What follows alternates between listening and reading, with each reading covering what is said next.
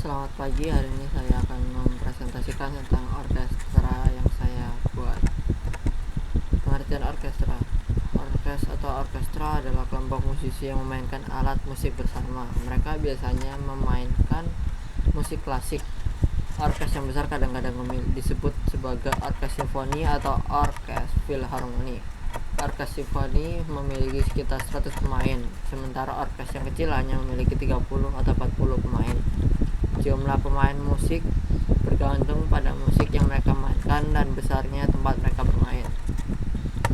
Orkes berasal dari kata bahasa Belanda orkes yang berarti sama.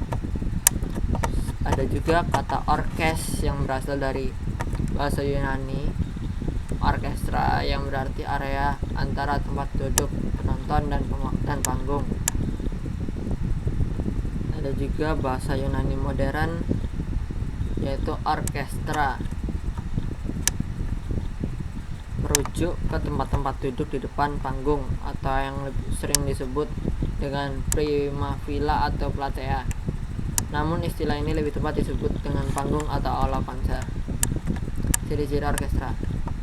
Yang pertama, orkestra didasarkan atas alat musik gesek yang terdiri dari keluarga biola dan double bass. Yang kedua, kelompok alat musik gesek ini disusun ke dalam bagian-bagian di mana para pemusik selalu memainkan not yang sama dalam satu suara.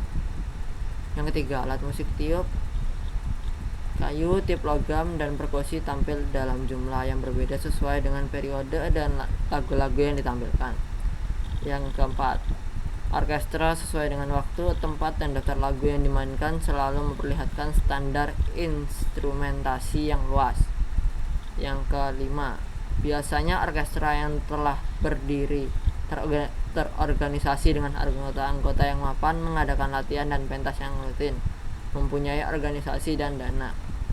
Yang keenam, karena orkestra membutuhkan banyak pemain musik untuk memainkan hal yang sama dalam waktu bersamaan, orkestra menuntut tingkat kecakapan musikal yang tinggi untuk memainkan dengan tepat pada nada-nada yang tertulis. Yang ketujuh, orkestra dikoordinasi langsung dengan satu pusat yang berawal pada abad 17 dan 18 oleh pemain utama biola pertama atau oleh pemain keyboard, yang selanjutnya mulai awal abad 18 dikoordinasi oleh seorang konduktor. Sejarah dan perkembangan orkestra. Abad ke-16, dahulu ada orkestra dan tidak semuanya terkenal hingga seantero negeri. Ada salah satu dari sekian orkestra mula-mula yang pada masa itu sudah mirip dengan orkestra pada zaman sekarang. Orkestra tersebut dibuat oleh Claudio Monteverdi di tahun 1607. Tahun 1600-an hingga 1750-an bisa disebut era barok yang susunan pemusiknya hanya kelompok kecil, yaitu 3 viola, 6 biola, 2 cello, dan harpsichord. Akan tetapi justru pada masa inilah awal mula lahirnya orkestra modern, kantata modern, konserto, opera, dan sonata. Jenis alat musik gesek yang ada pada masa Renaissance yaitu viol, kemudian tidak digunakan lagi dan diganti dengan violin atau viola, dan cello. Abad ke-17. Abad ke-17 adalah awal zaman Renaissance, di mana komposisi penggunaan alat musik dalam orkestra sangat berbeda-beda sesuai dengan negara. Misalnya di Italia, Inggris, dan Prancis, jenis alat musik yang lebih sering dimainkan adalah alat musik string. Sedangkan di Jerman lebih menyukai alat musik jenis brass. Tahun 1750 sampai 1850 adalah awal berkembangnya era musik klasik yang memberi warna pada musik sonata sampai masa sekarang. Pada masa inilah berkembangnya sonata, trio, kuartet, modern konserto hingga simfoni. Penampilan orkestra klasik lebih terstruktur jika kita bandingkan pada era barok. Komposisi pertama yang berdiri sendiri dan tak bekerja di bawah perintah bangsawan ialah Wolfgang Amadeus Mozart dan Ludwig van Beethoven. Pada umumnya untuk memainkan musik-musik yang mereka ciptakan dibutuhkan setidaknya 40 orang musisi. Abad ke-18, sekitar tahun 1830 sampai 1860 menjadi masa perkembangan virtuoso atau disebut dengan era romantik. Kebanyakan karya-karya di masa ini bercerita tentang hal-hal emosional seperti kisah tragis dan kesedihan. Chopin, Berlioz, Mendelssohn, Schumann, Verdi, dan Liszt adalah komposer-komposer ternama era ini. Menjelang akhir abad ke-18, sudah sering diadakan pertunjukan orkestra untuk publik. Dengan harga tiket yang relatif tinggi di kala itu, hanya saja pada masa keemasan Haydn dan Mozart, penonton tidak diwajibkan duduk tenang seperti yang biasa kita lihat saat ini, melainkan dapat minum, makan, berbincang. Bahkan ada juga yang tertidur di tengah jalannya pertunjukan. Tokoh musik orkestra atau komposer.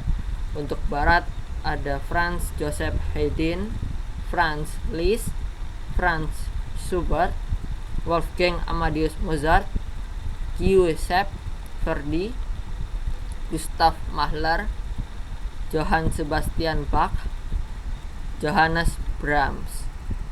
Dan untuk Indonesia ada Elva Sesiora, Adi MS, Andi Rianto, Erwin Gutawa, Purwa Caraka, dan Dwiki Darmawan.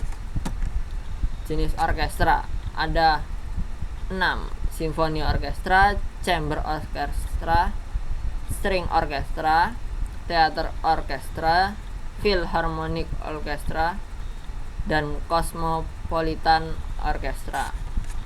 Untuk jenis dan pembagian alat musik, pada orkestra ada string, yaitu alat musik gesek seperti biola, cello, dan viola. Untuk perkusi ada drum dan piano, dan juga ada woodwinds, alat musik tiup seperti trompet, flute, dan trombon. Penataan alat musik, violin selalu berada di tengah dan alat musik perkusi diletakkan di belakang. Alasan penempatan ini berhubungan dengan suara yang dihasilkan dan peran yang dimiliki oleh instrumen tersebut dalam orkestra. Rhythm section diletakkan di tengah. Hal ini disebabkan karena alat-alat musik tersebut merupakan pengatur tempo dalam komposisi yang dibawakan. Dengan posisi yang berada di tengah, pemain yang lainnya akan dapat menyesuaikan tempo dengan mudah. Pemain violin, cello, dan double bass yang termasuk dalam string instrumen diletakkan di depan agar memiliki posisi paling dekat dengan konduktor dan melakukan koordinasi yang baik. Selain itu, bunyi yang dihasilkan oleh string instrumen ini lebih lemah daripada suara yang dihasilkan oleh big band. Dengan posisi di depan, suara yang dihasilkan dapat terdengar lebih seimbang. Harpa diletakkan di tempat yang jauh dari bass instrumen agar dapat terdengar dan tetap berada dalam harmoni. Horn merupakan alat musik yang dapat terpadu dengan baik dengan alat musik lainnya. Namun, alat musik ini tidak dapat diletakkan di bagian depan alat musik perkusi karena suaranya dapat menyebabkan resonansi pada drum dan timpani. Pada bagian perkusi, timpani, tam-tam, dan bass drum diletakkan dekat trompet dan trombon untuk mendukung nada bass yang dihasilkan. Sementara xylophone dan glockenspiel diletakkan lebih dekat dengan woodwind karena letaknya di belakang agar suara yang dihasilkan oleh alat musik perkusi ini lebih terdengar, maka letak mikrofon yang digunakan harus dekat dengan instrumen. Untuk video pagelaran musiknya, Jakarta bukan hanya gedungnya, Jakarta bukan hanya transportasi massalnya, Jakarta bukan cuman hiruk-pikuk penduduknya, tapi Jakarta juga adalah rumah bagi para penikmat musik, khususnya penikmat musik klasik karya komposer kelas dunia.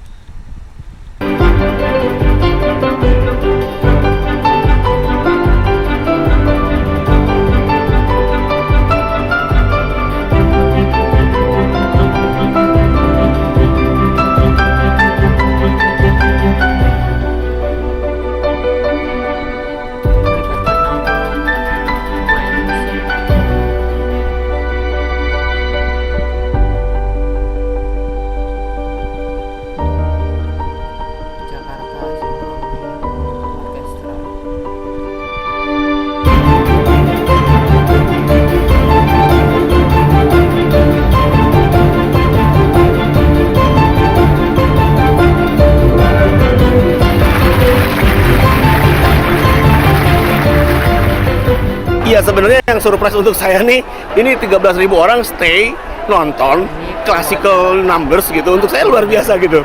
Ya, saya juga pikir sebanyak ini, Don. Saya juga dari awal, wah musik klasik ya, gitu di Monas pula gitu ya. Sebuah keberanian sih, tapi ini terbukti oke kok. Oke, bagus banget.